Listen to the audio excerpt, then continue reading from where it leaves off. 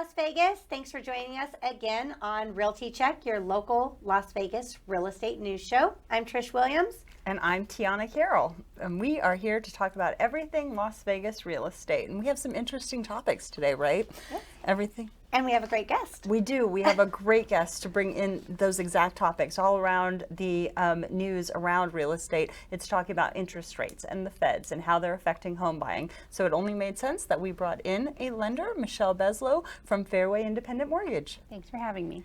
Thank you for being here, Michele, and we look forward to talking rates with you today. Before we get into rates, which is definitely a hot topic, Definitely, and not a fun topic, but before we get into that, let's address something that's been happening here in Vegas. Okay. Yesterday, so there was a news report. A local news media outlet had notified everybody about the property tax rate cap increase, everything there. Yesterday, the assessor's office was flooded with inquiries to a point where their website crashed, their building, their office itself was crowded with people. Everyone's in a frenzy because there's truth to this. It was just the way it was delivered, I think, was not exactly explained well. Right. I think it was a little misleading, so everybody was freaking out. Mm-hmm. And so that caused the feeding frenzy to, then when the website crashed, the building filled up. But yeah, and if you don't know, we're talking about the county assessor's office in Clark County and setting that tax cap. Tax cap. So there's no 3% tax versus 8% tax. That's not your tax rate that you're going to be assessed, where if you're not the primary occupant, you're at or if you are the primary occupant, you're at a 3%, and you're not, you're at 8%. It's not the percent of tax, it's the percent of increase. Right. Okay, so property taxes, every year your property is assessed by the assessor's office, the county. And the county assesses your property based off of a formula that they have. It's not an appraisal. Definitely not an appraisal. No, but it's an assessment of what they determine your value is. Right. Of course, in times like this where values are rising. Right. That tax rate's rising. Your tax rate is rising. This year, the rate increase, the percent of increase in property taxes is 8%.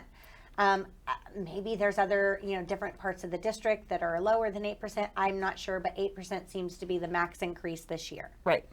Right. And so if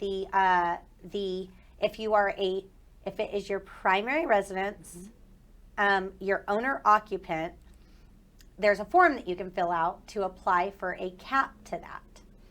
Right. If you qualify for this cap, then they can only raise you 3% every year instead of whatever the percentage that they choose to assess the increase. Right. And that sounds scary, right? But considering that our taxes are so low in Vegas, like if you had a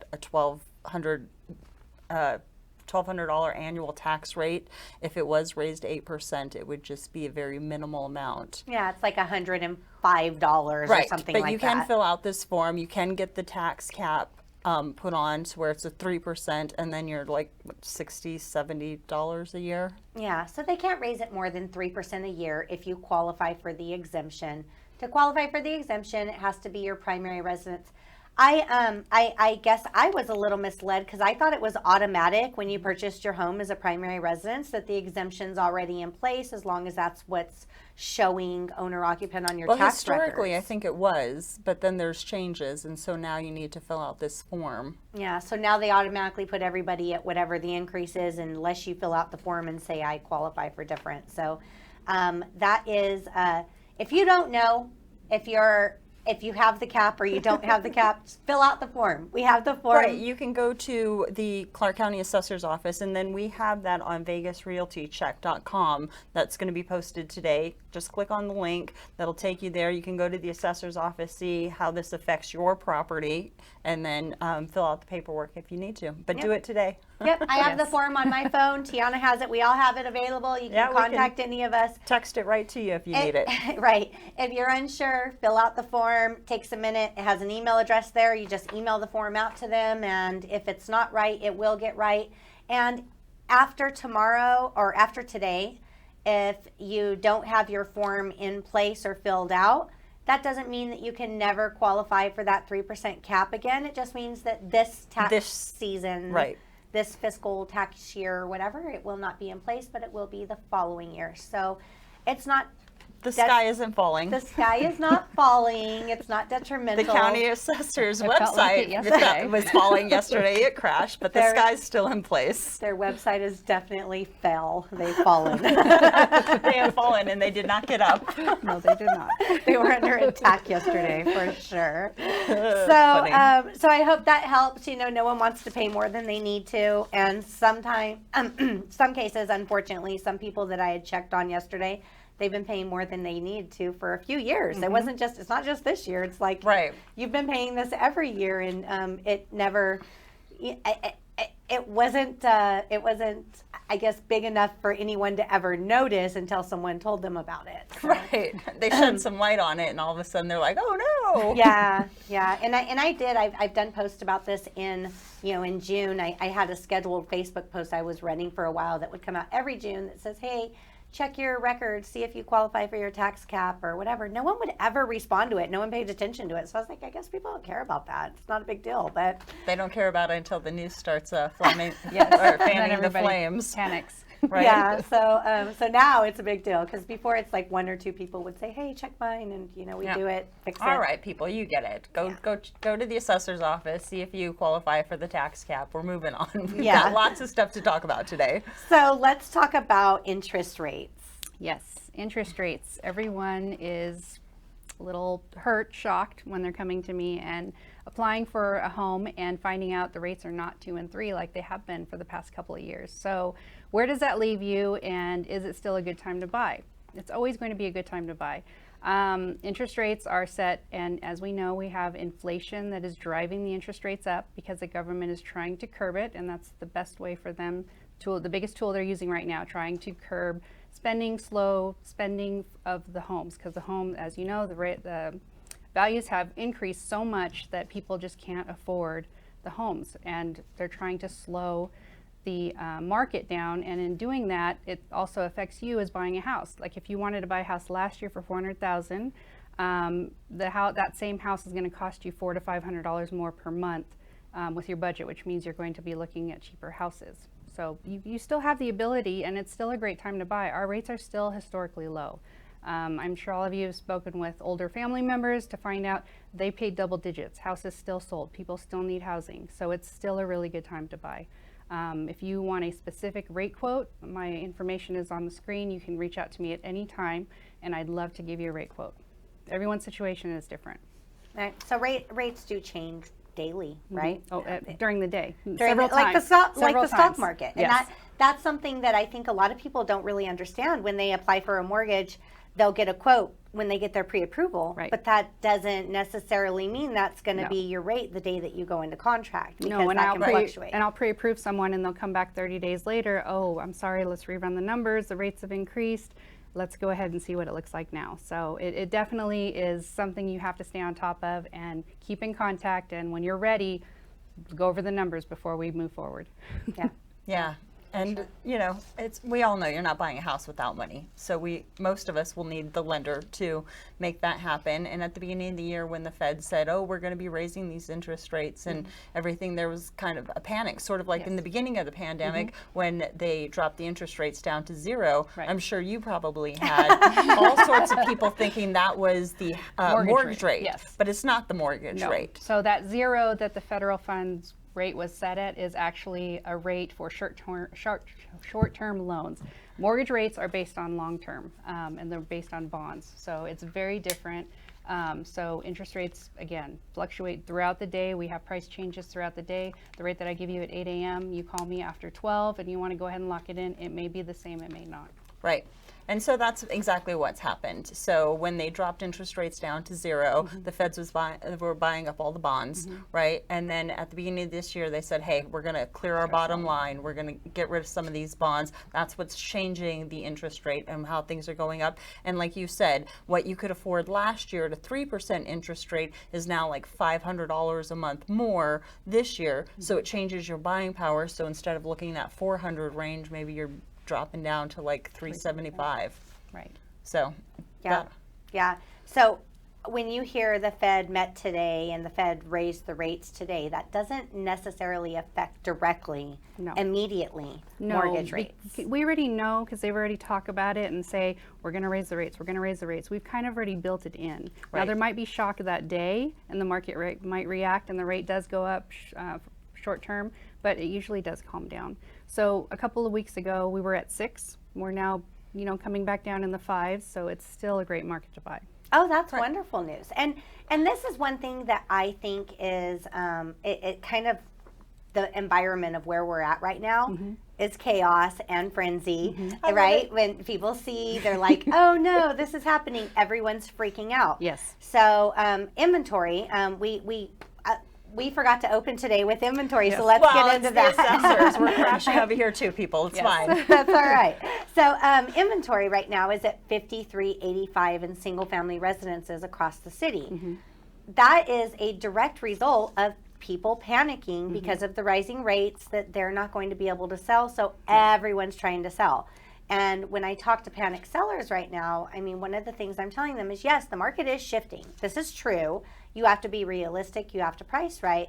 But don't get caught up in the panic and the frenzy. Let's give it a little bit of time and let the smoke settle and see what the truth is about rates, where we're really at. Well, and the big thing is that someone who was purchasing 90 days ago, the market was so crazy still, so they'd have to overbid. You're competing with other people. Now there's more homes on the market. Now people that I've pre-approved, they can actually find a house to put an offer in on. So that's a great time. And people that are coming to me now wanting to get pre-approved, it's like, I'm so glad you guys came in now. If you would have been doing this a couple months ago, we would have had an issue finding a house. Now it's perfect. There's more houses. Everything's coming up. Every weekend I see new houses coming up. Open houses are coming back. I think it's a great time. Yeah, and we're getting seller concessions again. Yes. Those are back. I mean, those are so great for buyers that don't have all that cash, in their pocket. A lot of first-time home buyers don't have, all the money to cover all their closing costs plus their down payment. So sellers concessions can really help them bridge that gap to get into a home. Yes, and the down payment assistance programs, they are limited. They're not as plentiful as they were before. They are still out there. So we do still have the ability to apply for grants if needed. Yeah, it's great news. Again, I heard a buyer who I spoke with a few months ago that had told me that he, a few months ago, back in the beginning of the year, he couldn't buy because he didn't have the money to pay, his down payment plus his closing costs plus, over the appraisal, and he's buying an entry-level home. And I had to be honest at the time. I was like, if you don't have money to pay an appraisal gap in this price point, you're probably not going to get a home. I hate to be the bad guy, but it was the truth at the time. Right, but like everything else, it's not permanent. Right. So fluid. everybody thinks like right now is the only. And yes, I'm a big fan of living in the moment, and it is what it is, right? But things change all the time. And so those people 3 months ago who didn't have the funds to come over appraisal gap, now that we have this extra inventory, they're now able to get into homes and move forward with their purchase, which is great because in my my stance, right? You're buying a home anyway. Are you buying it for yourself or your landlord? Yes, right, for sure. And that's the thing that I was telling him is before I was like, this isn't the market for you to buy. And then I spoke with him again last week, and he's like, well, this isn't the market to buy because prices are gonna come down and all this stuff. And I'm like, that's not. We don't know that yet. We don't know that yet. Right. But this is the ideal market for you to buy because you don't have that extra cash, now you have the ability to use the programs, use the things out there, the resources to be able to get into a home without having to have all that cash up front. So this really is the market for you. It is. It definitely is, because what's the alternative? You rent, you're paying your landlord, and the interest rate on rent is 100%.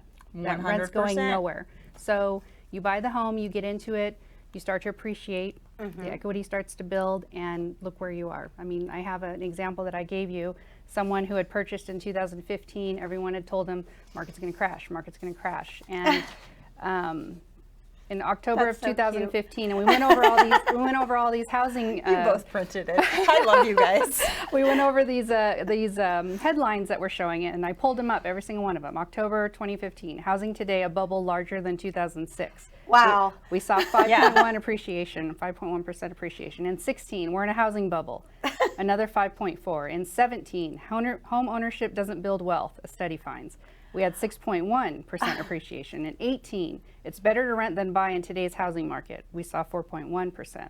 19, Wow. the housing market is about to shift in a bad way for buyers, another 4% that year. As we know, in 2020, next year will be hard on the housing market, especially in big cities. We saw 16%. And in 2021, housing boom is over as new homes sales fall to pandemic lows. 18% appreciation. So why does the media like to hype it up? Why does the media like to glom on to bad news and make everyone have that frenzy and freak out? Don't buy real estate. Don't buy real estate. You're going to regret it. But Because people react to this. Yeah, well, there's always that clickbait, right? Always the fear, what's going to happen, what's going on. So I think that's kind of their job in reality, right? They spin the story to where it sells because it's media.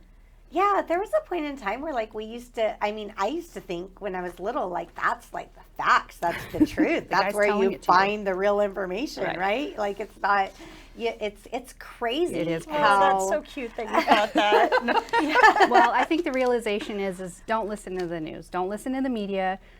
We're here as professionals for a reason. We deal with this every single day.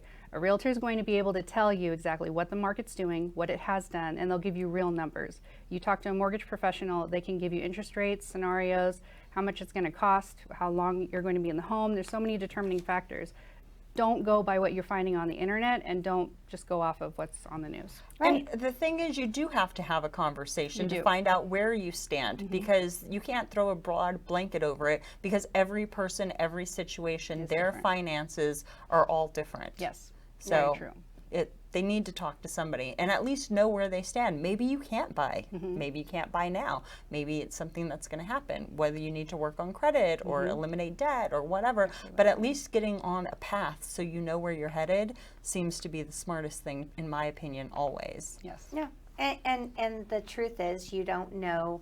There's no way of predicting what's going to happen in the future in housing prices, up, down, whatever. You get into something that you can afford now and not say, well, I could afford this for a couple months, but if this happens down the line, or if this value decreases, I can't afford it anymore, then you're making a bad decision Based from on the beginning if you're basing it off of it changing later. If you Yes. can afford what you're getting into right now, the numbers make sense for you, then you're making a good decision. And anything that happens with values or anything over time, things are going to fluctuate. That can always happen. And that's the way it's always been, though. Yeah. We've never been consistent. There's always. But a house payment is the best inflation buster, right? Because you buy a house, let's say you bought the house a year ago, you had a $1,500 payment, your payment's still $1,500. If you had rent at $1,500, he's already increased it by $500. Yeah. So if you have a set payment, and as we were talking, property taxes do go up, your insurance might go up, your payment might go up a little bit, but it's a lot less than your rent and your landlord. Let's look at that for a second. So if you have a home that is like $350,000, $400,000, your property taxes is probably $1,300 to $1,500 a year, depending. I mean, there's other factors, but just on average.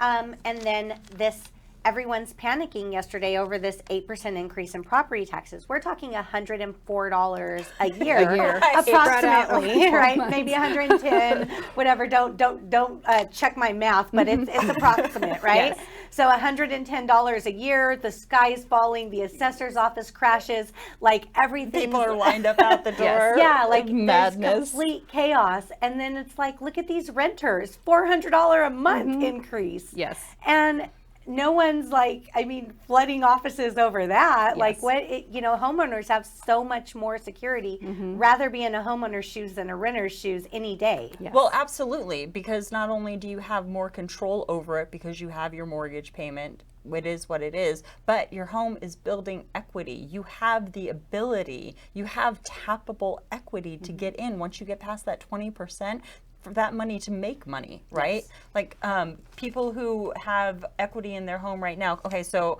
I don't listen to the fear mongering that sometimes goes on in the media, but I do like to look at data.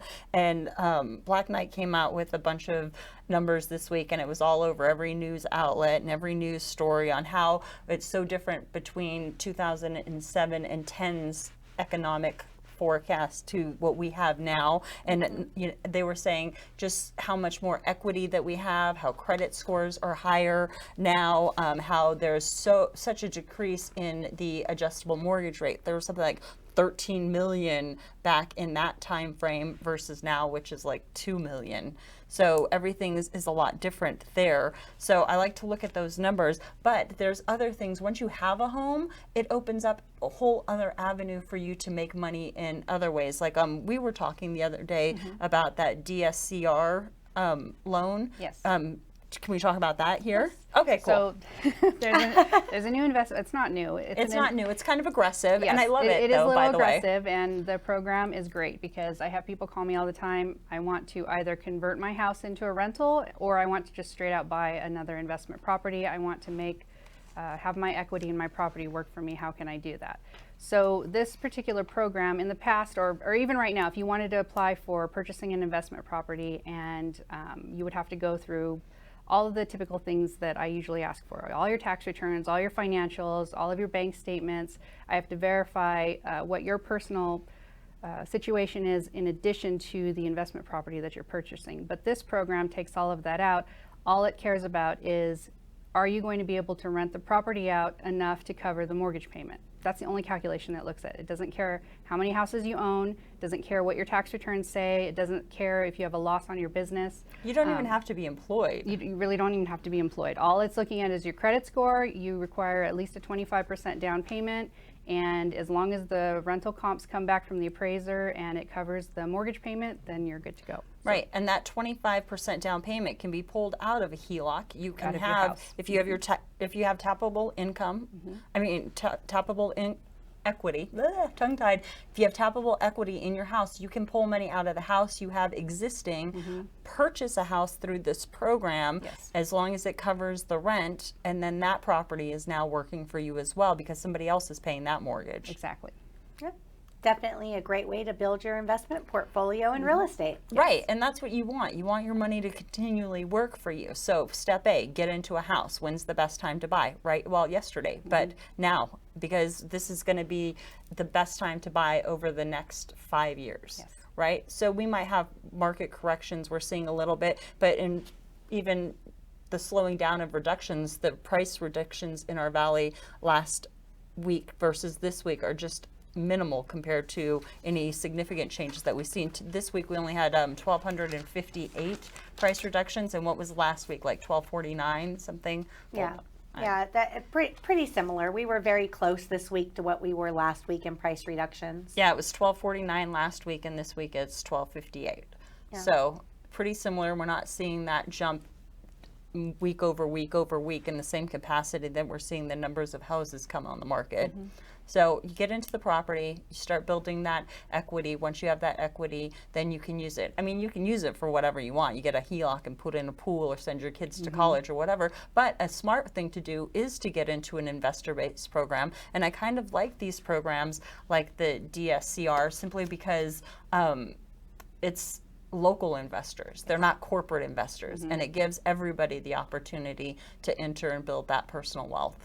No, yeah, with programs like that, I mean, you could be just a regular blue collar worker and be able to have a good credit score, a healthy down payment that you've worked, you have funds, reserves that you have, and be able to purchase a real estate investment property. Right. Well, and rental increases per year too. So if you're looking at having a return on that, how much they are receiving in rent, and the rental market's very strong still. So you're always going to have tenants out there Yeah. that are looking. And we have a low vacancy rate. Yes, very There's even though rents are at this all-time high, they're still full. Yeah. Yeah, Well, there's you told me waiting. there's still a waiting list and people Yep. taking applications. And, Yep. Multiple applications being put on rentals and everything. So In addition to that, with the rates going up, there are those first-time home buyers that can no longer purchase. That is also going to increase those renters because they have gotten priced out of the market due to the rate increases and the payment increases. So there's a lot of that. So they're going to have to rent for a few more years till I'm sure rates will adjust again. I don't know. I don't know where we're going with that, but we'll see. We'll see what happens. Only time will tell. Yes, that's true. So in conclusion, buy now, wait. Yes, buy now. You should always buy now. Always buy. That's always the right answer. It's like, if you're trying to figure out the right answer, any real estate trivia question is buy now. Buy now. Very. Buy yesterday. But think about all of our clients that we've met with in the past couple of years who chose not to buy, and looking at the numbers now, if they would have purchased, how much equity they would have built just in appreciation and then making mortgage payments. I mean, they lost out. Right. And once you have that home, you have that mortgage, you have that asset under you, there's ways, like we talked about, to manipulate and use it. And the rates are fluid. They always have been. They will continue to be. And you made the comment, marry the home. Date the rate. But date the rate. And I love that because you get in now and you might be at, well, we're just under 6 now, but let's say next week it goes up to 6.5, right? So you end up buying and you have that locked in rate. It's not always going to be that way. And when you're able to, you can get rid of the rate, but still have the house. Yes, you are not long-term with your rate. You don't have to stick with the rate. Yeah, as long as rates do change and fluctuate. And one thing too about homeownership is there's a niche when you own a home. There's a niche for every type of person. Some people want the security of home ownership to pay off their mortgage, to get rid of it, never pull out any additional income or any additional loans on it. Some people just want that security of like one day having zero mortgage. You can do that with home ownership. Some people want exactly what Tiana and what you guys were talking about with the DSCR. Some people want to use that to help build wealth for them and build their real estate portfolio and purchase more real estate and become wealthy through basically another business or another avenue. So having the security of owning a home just gives you so many options. Yes, it does for sure. And you have to live somewhere. Yes. And you have to live somewhere, yes. And again, if rates, so let's say they never came back down. Let's say 6 was the lowest we'll ever see it again, and it In just our lifetime. goes up from here in our lifetime. So does that mean today's the time to buy? Yes, because today's the best rate. And it's one of those things that whichever way you look at it, it doesn't mean that it's not going to happen. If 6 is high and they're going to come back down to 3, still you can get a good deal right now. You can get a good price. You can negotiate a great contract, get good concessions, and then if it comes down, you can still go back to that rate. You're not stuck. You're not stuck in this rate. So it's still marry the a house. Great time. Find Date the the house. rate.